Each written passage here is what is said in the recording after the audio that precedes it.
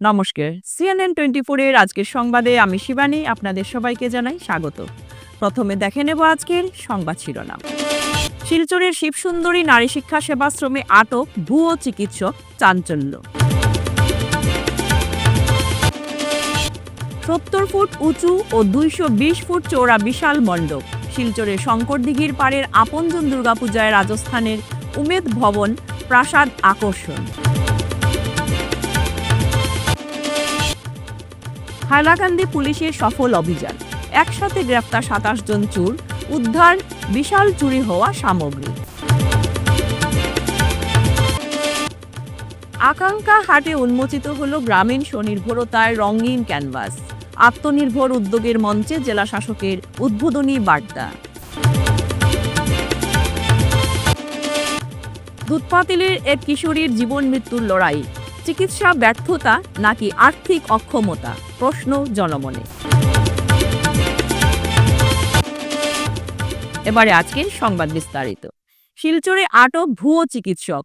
ভুয়ো চিকিৎসকের নাম পুলক মালাকার। শিবসুন্দরী নারী শিক্ষা সেবাশ্রমে বৈধ নথি ছাড়াই ধরা পড়েন ভুয়ো চিকিৎসক। গোপন সূত্রের খবর পেয়ে কাছাড় পুলিশ শিবসুন্দরী নারী শিক্ষা সেবাশ্রম থেকে ভুয়ো চিকিৎসক পুলক মালাকারকে আটক করেছে। জানা যায়, তিনি বৈধ নথি ছাড়াই বহু বছর ধরে শিলচরের বিভিন্ন নার্সিংহোমে সিনিয়র ডাক্তারের সঙ্গে অ্যাসিস্ট্যান্ট ডাক্তার হিসেবে কাজ করে আসছে। তিনি কিভাবে চিকিৎসা করার সুযোগ পেলেন বৈধ নথি ছাড়াই শিলচরের শিবসুন্দরী নারী শিক্ষাশ্রমের মতো এত প্রাচীন একটি চিকিৎসা প্রতিষ্ঠানে, তা নিয়ে জনমনে দেখা দিচ্ছে বিভিন্ন প্রশ্ন। কে এবং কেনই বা তাকে বৈধ নথি ছাড়াই অ্যাপয়েন্টমেন্ট দিল শিবসুন্দরী নারী শিক্ষাশ্রমে, তা পুলিশের তদন্তে প্রকাশ্যে আসবে। অবশ্য এ ঘটনা শিবসুন্দরী নারী শিক্ষাশ্রমের কর্তৃপক্ষের মতামত পাওয়া যায়নি। পুজোর সময় উৎসব প্রেমী মানুষের অন্যতম গন্তব্য হয়ে ওঠে শিলচরের শঙ্করদিঘির পাড়ের আপনজন দুর্গাপূজা কমিটির পুজো। প্রতি বছরই অভিনব থিমের মধ্য দিয়ে দর্শনার্থীদের মন জয় করতে সক্ষম হয় আপনজন দুর্গাপূজা কমিটি। এবারও পুজোর থিমে বিরাট চমক। এই বছর তাদের থিম 70 ফুট উচ্চতা ও 220 ফুট চওড়া রাজস্থানের উমেদ ভবন প্রাসাদ। এই উমেদ ভবন প্রাসাদ দেখতে দর্শনার্থীরা দিঘির মধ্যখান দিয়ে হেঁটে হেঁটে সামনে আসতে পারবেন। পুজো কমিটির কর্মকর্তাদের আশা, বিগত বছরগুলির মতো এবারও আপনজন দুর্গাপূজায় ভিড় উপচে পড়বে তাদের পুজো মণ্ডপে। রবিবার এক সাংবাদিক বৈঠক ডেকে আপনজন দুর্গাপূজা কমিটির মুখ্য উপদেষ্টা বিশ্বজিৎ পাল চৌধুরী ও সম্পাদক রঞ্জন রায় একথা জানিয়েছেন। এবার উমেদ ভবন প্রাসাদ রাজস্থান যোধপুরের প্যান্ডেলের হাইট হবে 70 ফুট, পাশে হবে 220 ফুট, যেটা বরাক উপত্যকায় এবার প্রথম। এত বড় প্যান্ডেল বা প্রাসাদ আমাদের বরাক উপত্যকায় হয়নি। আর আমাদের পূজার সূচনা হবে তৃতীয়া থেকে। দুর্গামা যেদিন আসবেন তার প্রাক মুহূর্তে আমরা আরেকটা সাংবাদিক সম্মেলন করব আপনাদেরকে নিয়ে। তখন আমরা জানাবো মা কীরকম আসবেন। এবার মা আসার সময়, মা যাবার সময় এবং পুজোতে অনেক নতুনত্ব থাকবে। আমরা চেষ্টা করছি যে শহরবাসী, বরাকবাসী যারাই আমাদের দর্শনার্থীরা এখানে আসবেন, শুভাকাঙ্ক্ষীরা আসবেন, ওরা অনেক এবার আনন্দ পাবেন। আমাদের থিম অনেক বড়, সব কিছুতে চমক থাকবে। প্যান্ডেল বলুন, লাইটিং বলুন, আরও অন্য কিছু আমরা এখন কিচ্ছু খোলসা করবো না, কারণ অনেক সময় আরও আছে। আমরা সময় বলবো। হতে পারে দুর্গামার আশীর্বাদে আর যারা আমাদের বরাক উপত্যকায় যারা দর্শনার্থীরা, আমাদের যারা ভালো শুভচিন্তক, সবার আশীর্বাদে হতে পারে এবারে দুর্গাপুজোটা ইতিহাস হবে বরাক উপত্যকায়। আমরা বরাকবাসী তথা আসামবাসী, শিলচরবাসী সবাইকে আমরা আমন্ত্রণ জানাচ্ছি আমাদের পুজোতে আসবেন। অন্যবারের মতো এবারও আপনারা আনন্দ পাবেন, অনেক আনন্দ পাবেন। আপনজন দুর্গাপূজা কমিটি এবছর 8ম বর্ষে পা দিল। নামটা আপনজন, এবং এই বরাক উপত্যকা, শিলচর তথা বরাক উপত্যকার মানুষকে আপনজনে যারা কর্মকর্তারা আছেন খুব অল্প দিনের মধ্যে আপন করে নেওয়ার ক্ষমতা রেখেছেন বলে আজকে এই বরাক উপত্যকার যে অন্যতম যদিও বাজেট খুব বেশি হয় না, কম বাজেটের মধ্যেও জনগণকে আপন করে নিয়ে যে উৎসব পরিচালনা করা যায় তা মাত্র 8 বছরের মধ্যেই তার দেখাতে পেরেছে। এখানে আপনারা হয়তো দেখেছেন ডেমো আছে। এবারে পুজোর যে প্যান্ডেলটা নির্মাণ হচ্ছে রাজস্থানের যোধপুরে উমেদ ভবন প্রসাদ, ইতিমধ্যে কাজ শুরু হয়েছে।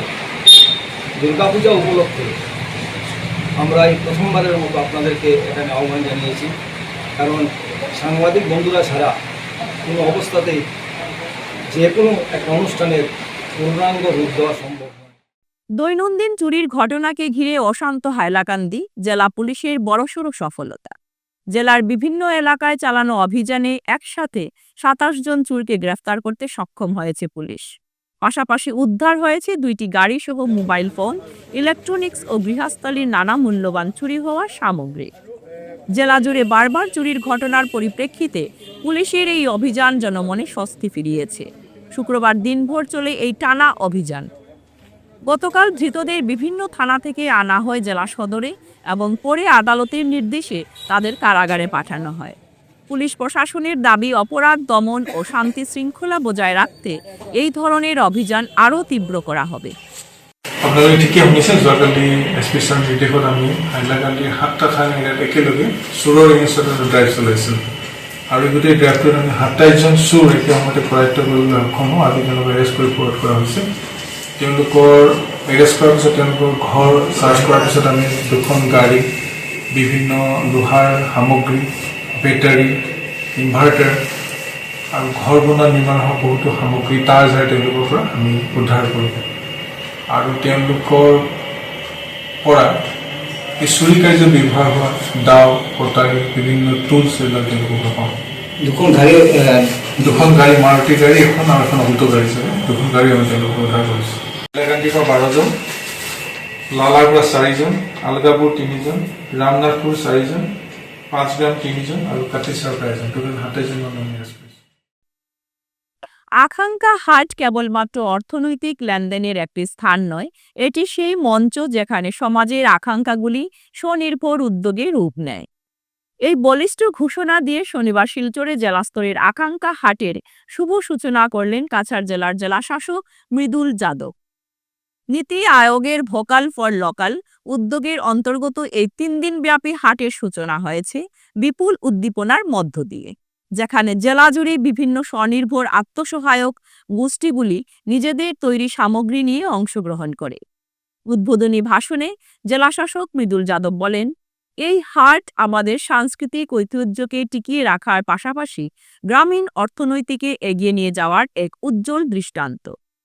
স্বনির্ভরতা কেবল অর্থনৈতিক নয়, এটি আত্মমর্যাদারও প্রতীক। তিনি জেলা প্রশাসনের পক্ষ থেকে উদ্বোধনী মহিলা নেতৃত্বাধীন ও গ্রামীণ উদ্যোগগুলিকে সর্বদা সহযোগিতা ও সহায়তা করার প্রতিশ্রুতি দেন।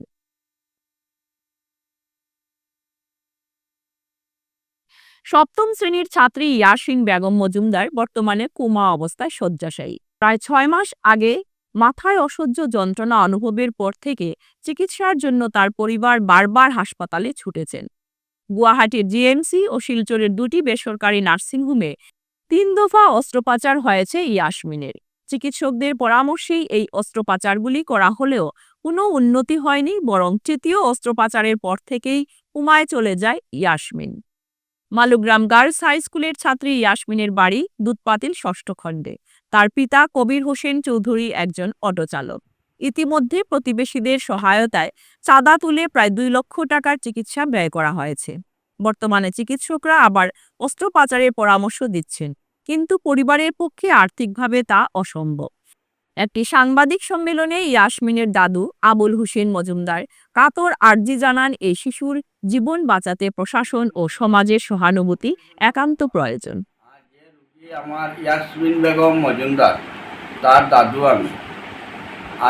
আজকে 1.5 বছর থাকি যে আমরা বাচ্চা লইয়া এক সমস্যা, তার ব্যায়ামটা শিলচার কৃষক যেখানে হসপিটাল মেডিকেল সেডিকেল সব কিছু আমরা দেখাইয়া দেখলাম এটা যে বাইরে লইয়া যেতে লাগবে। তখন আমরা বললাম যেটা গৌহাটিত লইয়া গেলাম। এপ্রিলের 9 তারিখ এই বছর জিএমসি লইয়া যাওয়ার বাদে জিএমসি আমরা ইমার্জেন্সি ভর্তি করার বাদে দেখা যায় ডাক্তার সব জমিয়া কইল তোমার বাচ্চার রোগ ইমিউনিটি অপারেশন করতে লাগব, তোমার বাচ্চার রোগটা হইল মাথার মধ্যে জল হয়েছে, এই জলটা প্রত্যেক মানুষের থাকে, তার জলটা বলক হয়ে গেছে, কই সুট পাইছে, তারে অতি সত্তর এটা অপারেশন করতে লাগব। তারা অপারেশন করছে, করার বাদে আমরা 4 দিন পরে আমরা ছুটি দিয়ে দিছি। 14 তারিখ আমরা ছুটি দিছি, এপ্রিলের 14 তারিখ আমরা ছুটি দিয়ে দিছি। দেওয়ার বাদে যাই হোক আমরা বাসাত লইয়া এলাম। বাসাত লইয়া আইয়া বাদে আমার বাচ্চা সুস্থ আসলো বা চলাফেরা করছে 1.5 মাস। 1.5 মাস বাদে দেখা যায় আবার এই রোগটা দেখা দিল, বাচ্চার অশৃঙ্খলা করেন, বিষ বেদনা করেন। তখন আমরা কিতা করলাম, আর তো বললাম গুয়াহাটি যাওয়ার সামনে, এখন আমরা কেন দেখি, তো দেখা যায় উকিলপট্টির ডাক্তার নামটা সারানো গেলাম। যাওয়ার বাদে তাই আমরা অ্যাডমিশন দিলা সাউথ সিটি, সাউথ সিটি দিলা অ্যাডমিশন দিলা সাউথ সিটি। সাউথ সিটি যাওয়ার বাদে দেখা যায় তাই আমরা পরীক্ষা কইলা পাইপলাইনটা সরে গেছে, আবার অপারেশন করতে লাগবে। তার বাদে কিতা করলাম, টান ডিসিশন আইলাম, তো তাই বললাম সাউথ সিটি জীবনজ্যোতিত কত অপারেশনটা, সাউথ সিটিতে মেশিনটা নাই, তাই জীবনজ্যোতিত করার বাদে দেখা যায় আমরা একদিন রাখিয়া তাই আমরা সারি দিছি। যাই হোক আমার বাচ্চাটা সুস্থ, পুরা না হইলে একটু মানে সুস্থ আসলো 15 দিন পর্যন্ত। তখন আবার বেদনাটা আরম্ভ হয়ে গেল, বাচ্চার অশৃঙ্খলা শুরু হয়ে গেল। শুরু হওয়ার বাদে আবার তার কাছে গেলাম, স্যার এটা কিতা হইল স্যার, আবার তো শুরু হয়ে গেল। ও বলে আচ্ছা কিতা করো, তুমি তাই সাউথ সিটি যাও, সাউথ সিটি যা ভর্তি হোক, বলে কে দিলা, তাই আমরা গিয়া ভর্তি হইলাম। সাউথ সিটিতে আবার আমি এটা করে দিই, আর হইতো না, বুঝলেন। হওয়ার বাদে দেখা যায় আমরা কিতা করুন, সাউথ সিটিতে আবার তাই করলাম 20 তারিখ, আবার সাউথ সিটির ও মাসের 20 তারিখ তাই সাউথ সিটির রবিবার আসলো, তাই করলাম। করার বাদে দেখা যায় বাচ্চার তো সেন্স আইল না, বা বাচ্চা কোনো একটু আসরা পড়ছে, পড়ার বাদে তাই বলে যাও গিয়া আর কিতা করতাম, বাসায় যাও গিয়া মেডিসিন লিখে দিলাম। দেখার বাদে দেখা যায় বাচ্চা বাসা দেওয়ার বাদে 2টা চিপ দিছে রাত্রে, দেওয়ার বাদে দেখা যায় বাচ্চা অজ্ঞান হইয়া পড়ে দিচ্ছে। বাচ্চা কোনো কিছু খায় না, অজ্ঞান হইয়া পড়ে দিচ্ছে কুমার মতন। আজকে 20 তারিখ থাকি, আজকে হইলো 1 তারিখ, আমার বাচ্চা কুমাতো আছে। আমি স্যারকে জিগাইলাম, স্যার কিতা করতাম স্যার আমি এই অবস্থা, তাই না আমারে রিপ্লাই দিলা, আমি তো চেষ্টা করছি। এরকম আমার কিতা পুতুল পাইলা না, কিতা বারবার খাটতা আর বারবার দিতা, এটা তো পুতুলের মতো তাই খাটছই, কাটিয়া আজ আমার বাচ্চাটারে জীবনটারে নষ্ট করে ফেলাইছ। এখন যে আমরা বাইরে যেতাম এই মতো আমরা ক্যাপাসিটি নাই। আর তার দিয়ে আমি কইছি 2 নম্বর অপারেশন করতে সময় কইছি, স্যার এই পয়সাটা গ্রামের মানুষে তুলিয়ে আপনার এই পয়সাটা দিছে, আপনি চিন্তা করবা। এটা এত গরিব একটা অটো চালায় বাবা, কীরকম পরিবারটা এত পয়সা করি হ্যান্ডেল করে, ঋণ টিন মানুষের সাহায্য করদা, কিলা কিতা স্যার। তখন আমরা ডাক্তারে যেটা কই সেটা আমরা শুনতে লাগে, তারার বাসায় যদি আমরা শুনি না করবো, তুমি ডাক্তারই গেছো, আমরা যেটা কই আর ওটা করো। এই কোয়াদ গিয়া দেখা যায় যে আমার বাচ্চাটার জীবনটা নষ্ট। এখন যেন আমি বাইরে যেতাম, এর মধ্যে আমার ক্যাপাসিটি নাই। Lions club of Silchar valley view আজ ফ্রেন্ডশিপ ডে যথেষ্ট উৎসাহ উদ্দীপনার সাথে শিলচর সদর থানায় পুলিশ কর্মীদের সাথে উদযাপন করে। ক্লাবের সদস্যরা ক্লাবের সভানেত্রী বন্দিতা ত্রিবেদী রায় এর নেতৃত্বে সদর থানা পরিদর্শনে যান এবং সেখানে উপস্থিত পুরুষ ও মহিলা পুলিশ কর্মীদের হাতে ফ্রেন্ডশিপ ব্যান্ড বাঁধেন। ক্লাবের পক্ষ থেকে উপস্থিত পুলিশ কর্মীদের মধ্যে মিষ্টিও বিতরণ করা হয়। এই দিনের তাৎপর্য এবং মূল্য ব্যাখ্যা করতে গিয়ে বন্দিতা ত্রিবেদী রায় ও প্রজেক্ট চেয়ারপারসন মৃন্ময় রায় জানান, এই দিনটি উদযাপনের উদ্দেশ্য সমাজের কাছে এই বার্তা পৌঁছে দেওয়া যে আপনাদের বন্ধুই প্রকৃত বন্ধু এবং প্রকৃত বন্ধুত্ব সর্বদা ইতিবাচক ফল দেয়।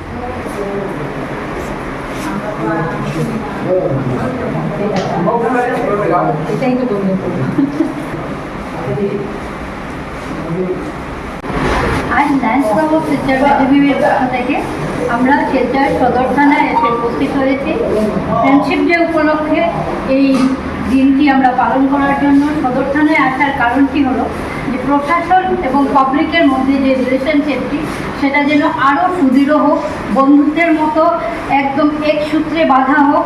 কারণ এই এক সূত্রে বাঁধা হবে যখন প্রশাসন এবং পাবলিকের রিলেশনশিপ, তখন এই সমাজ ব্যবস্থা সুস্থ হবে এবং সব ভালো সমাজ গড়তে সফল হবে। ফিরছি একটি বিরতির পর, আপনারা সঙ্গে থাকুন। Dear parents, students, and well-wishers, you all know Vivekananda Senior Secondary School, also known as Vivekananda Junior College, was established in 2003 at Chenkuri Road, Silchar, pin code 788007, having science, arts, commerce streams. Every year in HS examination, our students have been passing out with positions, distinctions, star marks, and huge numbers of letters.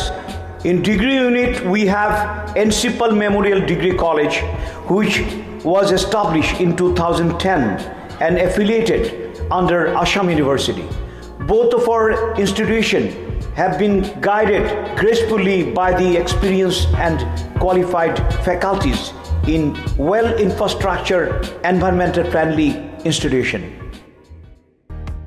Grace well hospital, Meherpur, Silchar. এখানে আপনারা পাবেন dialysis, endoscopy, sonography, echocardiography, এক্স-রের মতো বিশেষ সুবিধে। উন্নত মানের ডাক্তারি পরিষেবার পাশাপাশি পাবেন আইসিইউ, এনআইসিইউ, ইনডোর, আউটডোর এবং যে কোনো রকম সার্জারি অত্যন্ত সুলভ মূল্যে এবং অত্যাধুনিক মানের। গ্রেস ওয়েল হসপিটাল বিভিন্ন ধরনের চিকিৎসা পরিষেবার পাশাপাশি এখানে আপনারা পাবেন বন্ধ্যাত্ব কাটিয়ে মাতৃত্ব এবং পিতৃত্বের আশ্বাস। আপনার সুস্থ জীবনের লক্ষ্যে সর্বদা কাজ করে চলেছে গ্রেস ওয়েল হসপিটালের সদস্যবৃন্দ। ঠিকানা grace well hospital, Meherpur, Silchar 788015। আপনার সুস্থ এবং মঙ্গলময় জীবন কামনা করি আমরা। Grace well hospital. ফিরে এলাম বিরতির পর। বিধানসভা নির্বাচন 2026 ইতিমধ্যে প্রার্থিত্ব বাছাইয়ের ব্যাপারে বিজেপি দল প্রার্থীর জনসাধারণের গ্রহণযোগ্যতাকে প্রাধান্য দেবে। তবে বিভিন্ন বিধানসভা সমষ্টিতে দলের প্রার্থিত্বের দাবি দাবারের লাইন যত দিন যাচ্ছে তত দীর্ঘ হচ্ছে। তবে বরখলার ক্ষেত্রে উল্টো পুরাণ। সেখানে দলীয় সমর্থকরা প্রাক্তন বিধায়ক কিশোর নাথকে চান। রবিবার এক সাংবাদিক সম্মেলন ডেকে বরখলাবাসীর পক্ষে থেকে প্রাক্তন বিধায়ক কিশোর নাথকে প্রার্থী করার দাবি উত্থাপন করলেন উপস্থিত জনসাধারণ সহ দলীয় সমর্থকরা। তারা সাংবাদিক সম্মেলনে বক্তব্য রাখতে গিয়ে বলেন, বরখলাবাসীর মন জয় করে নিয়েছেন কিশোর নাথ।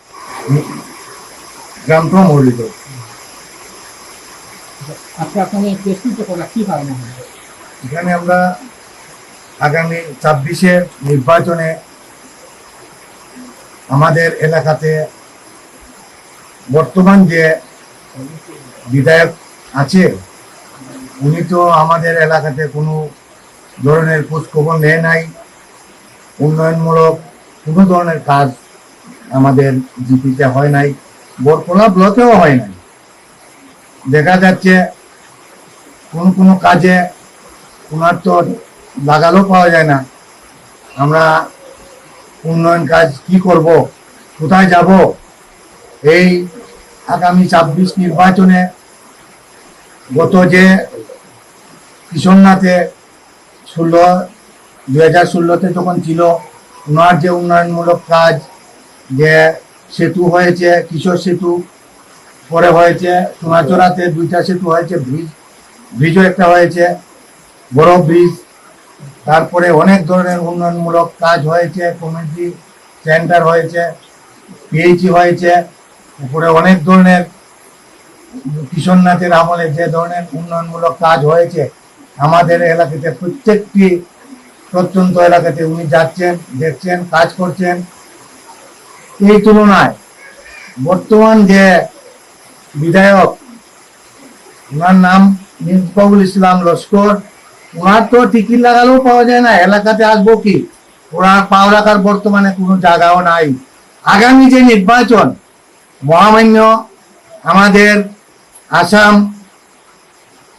সরকার ডক্টর হিমন্ত বিশ্ব শর্মা, মাননীয় আমাদের বিজেপি পার্টির যে প্রেসিডেন্ট, আসাম প্রেসিডেন্ট ওনার দিলীপ শইকা, ওনার কাছে আমরা আবেদন অনুরোধ রাখছি, আমাদের বরকলার 14 নং বরকলার কিশোরনাথের যে উন্নয়নমূলক কাজ আছে উনি কাজ করবেন, কাজের লোক, ওনার জন্য আমরা আপনাদের কাছে অনুরোধ করছি, মহামান্য হিমন্ত বিশ্ব শর্মার কাছে, মাননীয় মুখ্যমন্ত্রী ওনাকে যদি একটু সুযোগ দেন, আমাদের উন্নয়নমূলক কাজের জন্য বাঁচবে।